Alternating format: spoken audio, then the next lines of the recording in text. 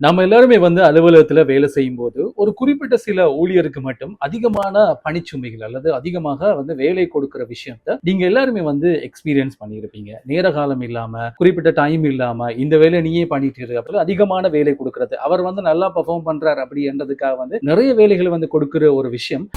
Spend a whole day in another world. Pearl Bay, Bandaragama.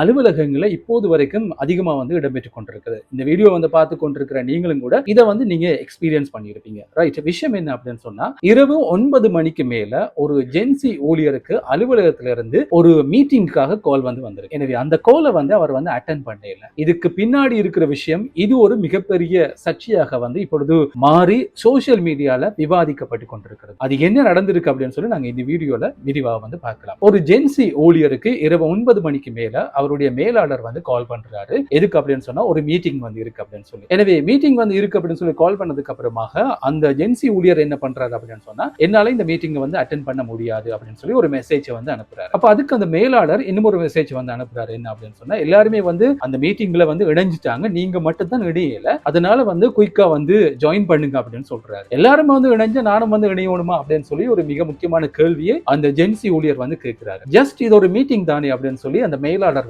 சொல்றாரு. அதற்கு அந்த gen Z ஊழியர் சொன்ன பதில் என்ன அப்படின்னு சொன்னா, அதுதான் இங்க மிக முக்கியமாக கவனிக்க வேண்டிய ஒரு விஷயமா காணப்படுகிறது. மீட்டிங் அப்படின்னு சொன்னா அதை நீங்க அலுவலக நேரத்துல வைக்க வேண்டும். எனவே அலுவலகம் முடிஞ்சதுக்கு அப்புறமாக இரவு 9 மணிக்கு நீங்க மீட்டிங் வைக்கிறது என்னால ஏற்றுக்கொள்ள முடியாது. அந்த மீட்டிங்ல என்னால அட்டெண்ட் பண்ண முடியாது அப்படின்னு சொல்லி ஒரு மிக முக்கியமான விஷயத்தை சொல்லி இருக்கிறார். இந்த விஷயம் தான் இப்பொழுது சமூக வலைதளங்கள்ல பேசு பொருளாகவும் பரபரப்பாகவும் விவாதிக்கப்படுகிற ஒரு விஷயமா மாறி இருக்கிறது. இன்றைய ஜென்சி தலைமுறையினரை பொறுத்த வரைக்கும் தங்களுடைய தனிப்பட்ட வாழ்க்கை, தங்களுடைய ஒர்க் சார்ந்த விஷயங்களை சரியாக பேணுறதுல அவங்க ஒரு முன்மாதிரியான நடவடிக்கைகளை மேற்கொண்டு வர்றாங்க. ஆனா இந்த விஷயத்துக்கு ஒரு பக்கத்துல ஒரு எதிர்ப்பும் காணப்படுகிறது. ஒரு மீட்டிங் தானே, அதுல ஒரு மிக முக்கியமான விஷயம் பேசப்படலாம், அதை அட்டெண்ட் பண்ணா என்ன அப்படின்னு சொல்லி அதை பாசிட்டிவா பேசுறவங்க, நெகட்டிவா பேசுறவங்க நிறைய பேர் இருக்கிறாங்க. அதை விட அந்த ஜென்சி ஊழியர் செய்த விஷயம் சரியானது அப்படின்னு சொல்லி அவருக்கு சார்பாக பேசுறவங்களும் நிறைய பேர் இருக்கிறாங்க. எனவே எப்போதுமே இந்த அலுவலக நேரம்